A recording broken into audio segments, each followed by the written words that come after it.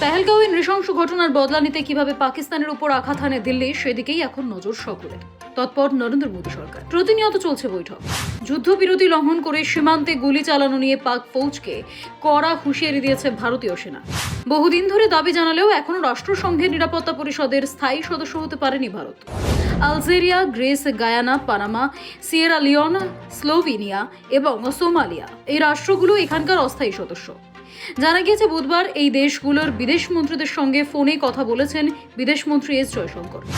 সকলকেই তিনি পেহেলগাঁওয়ের হামলাকারীদের বিচারের আওতায় আনতে ভারতের দৃঢ় সংকল্পের কথা জানিয়েছেন। এই কথোপকথন খুবই তাৎপর্যপূর্ণ বলেই মত অনেকেরই, কারণ 2025-26 মেয়াদে পাকিস্তানও রাষ্ট্রসংঘের গুরুত্বপূর্ণ সদস্য। এর আগে বহুবার কাশ্মীর ইস্যুতে ভারতকে খোঁচা দিতে চেয়েছে ইসলামাবাদ, কিন্তু কোনো সময়ই হালে পানি পায়নি। পেহেলগাঁও হামলায় জড়িত থাকার কথা প্রথম থেকেই অস্বীকার করছে পাক সরকার। এই ঘটনায় আন্তর্জাতিক তদন্তেরও আহ্বান জানিয়েছেন তারা। গত 22 এপ্রিল পেহেলগাঁওয়ের জঙ্গি হামলায় মৃত্যু হয়েছে 26 জনের। সেনার পোশাকে এসে ধর্ম জিজ্ঞাসা করে বেছে বেছে খুন করা হয়েছে তাদেরকে। প্রথমে এই হামলার দায় স্বীকার করলেও পরে তা অস্বীকার করে লস্কর-ই তৈবা ছায়া সংগঠন টিআরএফ। কাশ্মীরের মাটিতে সন্ত্রাস চালাতেই সংগঠনকে জল সার দিয়ে মহীরুহ করে তুলেছে পাক সেনা ও আইএসআই বলে অভিযোগ।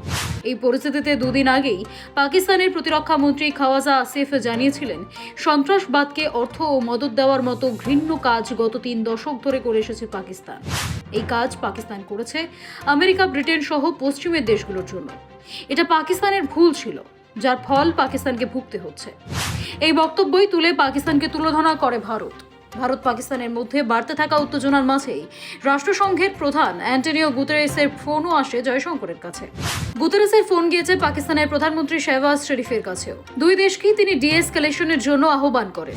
এসবের মাঝেই রাষ্ট্রসংঘের নিরাপত্তা পরিষদের অস্থায়ী সদস্যদের সঙ্গে কথা বলেন বিদেশমন্ত্রী এস জয়শঙ্কর।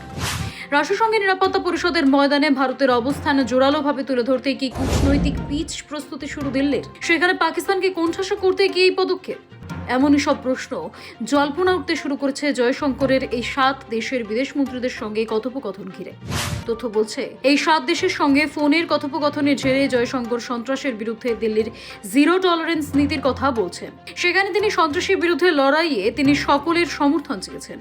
সকলকে তিনি পেহেলগাঁও হামলা নিয়ে নিন্দা করার জন্য ধন্যবাদ জানিয়েছেন। ব্যুরো রিপোর্ট, সময়, কলকাতা।